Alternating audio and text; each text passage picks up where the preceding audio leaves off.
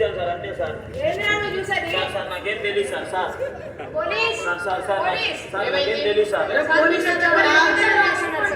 అదేం లేదు సార్, మా ఫ్రెండ్స్ ఇలా చేయమని చేశారు సార్, లేకపోతే అలా చేసేవాళ్ళు కాదు సార్. సార్ సార్ నిజం సార్, నాకేం తెలియదు సార్.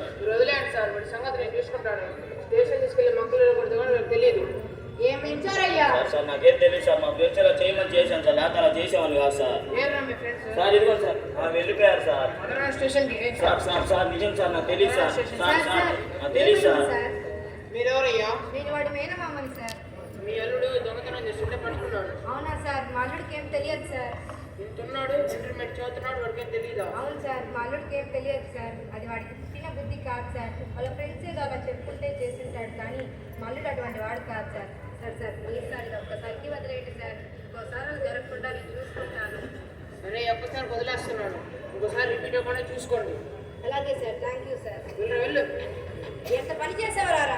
సారీ మావయ్య, నా తప్పుని నేను తెలుసుకున్నాను. మా ఫ్రెండ్స్ వాళ్ళు నన్ను మోసం చేసి వెళ్ళిపోయారు. ఇక నుంచి వాళ్ళతో కలిసి తిరగను మావయ్య. సరేనా రాము, అలా రెస్టారెంట్ లో కొంచెం మాట్లాడుతున్నాం. అలాగే మావయ్య.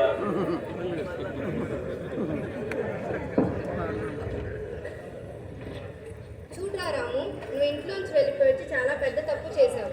మన తల్లిదండ్రుల ఆర్థిక స్తోమతని బట్టి మన కోరికలను అదుపులో ఉంచుకోవాలి, అంతేకాని పెద్ద పెద్ద వాళ్ళతో పోల్చుకొని ఇంట్లో అమ్మా నాన్నను ఇబ్బంది పెట్టకూడదు.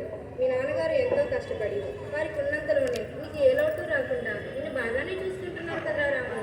అంతెందుకు, ఇందాక రెస్టారెంట్లో ఏం జరిగిందో చూసావు కదా. నీ ఫ్రెండ్స్ నీకోసం ఒక్కరోజు మాత్రమే బిల్ కట్టేసి నీకు రోజు ఎక్కడ పెట్టాల్సి వస్తుందో అని చెప్పేసి నిన్ను అందరి ముందు వెదం చేసి వెళ్ళిపోయారు.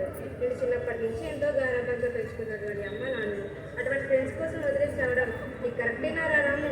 కాదు మావయ్య.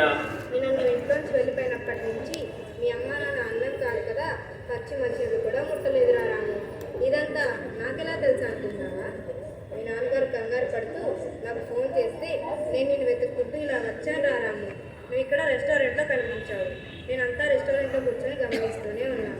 నువ్వు అలా పోలీస్ దగ్గర పట్టుబడగానే నేను నిన్ను సేవ్ చేయడానికి వచ్చాను రాము. సారీ మావయ్య, నువ్వు లేకపోతే నేను దొంగనై పోలీస్ స్టేషన్కి వెళ్ళేవాడిని. నా కెరియర్ పాడయ్యేది. అలాగే నా కళ్ళు తెరిపించావు. ఇక నుంచి నేను చెడు స్నేహాలకు పోను మావయ్య. మా అమ్మ మా నాన్న చెప్పినట్లుగా విని బుద్ధిగా చదువుకొని నెంబర్ 1గా నువ్వు చెప్పినట్లు వింటాను మావయ్య. సరేనా రాము, ఇంటికి వెళ్దాం పదా. అలాగే మావయ్య. ఇంటికి వెళ్ళిన తర్వాత అమ్మా నాన్న నన్ను క్షమించండి. తెలిసి తెలియ తక్కువతనంతా బయటికి వెళ్ళాను. బయటికి వెళ్ళిన కొద్ది గంటల్లోనే మీ విలువ తెలుసుకున్నా. నన్ను మనసారా క్షమించండి అమ్మా. లేదమ్మా, నా మనసులో బాధలు చెప్పనివ్వండి. నా ఫ్రెండ్స్ రెస్టారెంట్లో నన్ను అవమానించినప్పుడు వాళ్ళు మంచి వాళ్ళు కాదు తెలుసుకోలేకపోయానమ్మా. ఆ తర్వాత నాతో మంచిగా మాట్లాడుతూ దొంగతనం చేయమన్నప్పుడు కూడా వాళ్ళు వెలవలని తెలుసుకోలేకపోయానమ్మా.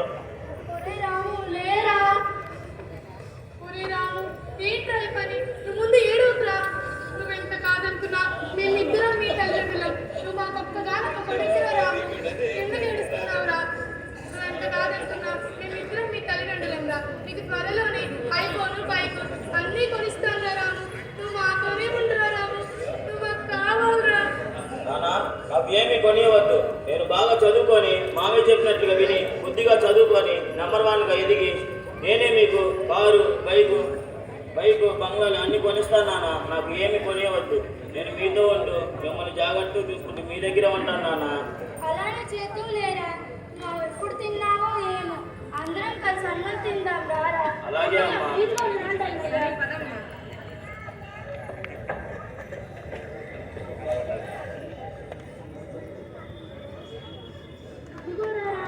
తినరా, నువ్వు ఎప్పుడు తిన్నావో ఏమో. వంట చాలా బాగా చేసావమ్మా. అన్నయ్య, మీ రుణం ఎలా తీర్చుకోవాలని నాకు అర్థం కావట్లేదు అన్నయ్య. నేనేం చేశానమ్మా? ఈరోజు మీరే లేకపోయి ఉంటే మా వాడు ఏమైపోయేవాడు? వాడు పోలీస్ స్టేషన్లో దొంగయ్యేవాడు, లేకపోతే తన వెళ్ళిపోయేవాడు అన్నయ్య. మీ రుణం ఈ జన్మలో తీర్చుకోలేను అన్నయ్య. అదేంటమ్మా అలా అంటావు? నా అల్లుడిని నేను కాకపోతే ఇంకెవరు రక్షిస్తారు చెప్పు. అయినా ఇప్పుడు వాడికి ఏమి ఇబ్బంది లేదు. వాడు బాగా చదువుకొని మంచి ప్రయోజకుడు అవుతాడు. అలాగే అమ్మా, నువ్వు కూడా తినమ్మా. నువ్వు తిరిగి వచ్చావు కదా, అది చాలా నాకు. నా కడుపు నిండిపోయింది.